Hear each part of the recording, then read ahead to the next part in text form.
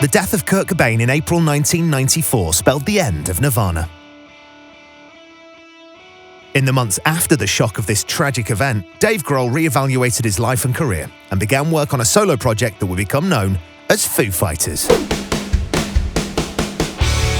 Grohl's debut album under this name was issued in the summer of 1995 and garnered the former drummer much acclaim for proving himself to be a compelling songwriter. The musician put together a band to support the record, which featured ex-Sunny Day Real Estate members Nate Mendel and William Goldsmith, plus former Nirvana touring guitarist Pat Smear. This was the lineup that worked on the second Foo Fighters album, The Colour and the Shape, which was released on May 20th, 1997.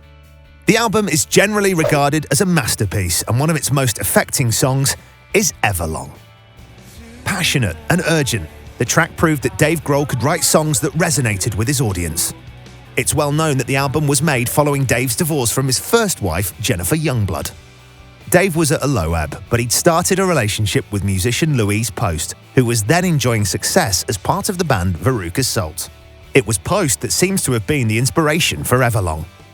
Grohl later told Kerrang that the song was about perfectly connecting with a person. When you sing along with them, you harmonize perfectly, he said. Towards the end of the song, a whispering voice can be heard, distorted like it's coming down a phone line. It's obviously the voice of Dave Grohl, but what's he saying?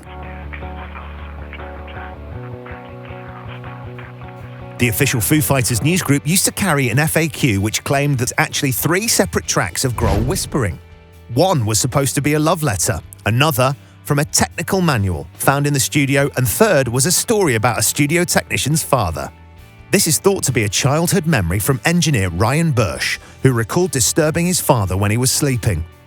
When Everlong was included on the soundtrack to the Rock Band 2 game, many people took the opportunity to examine the separate multitracks.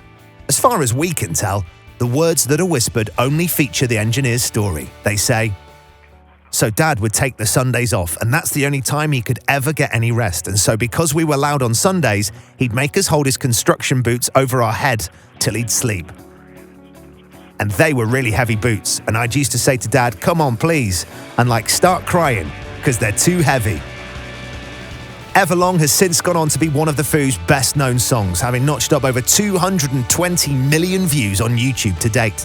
It became the traditional final song at a Foo Fighters live show, and was the last song to be performed live by drummer Taylor Hawkins before his death on the 25th of March, 2022.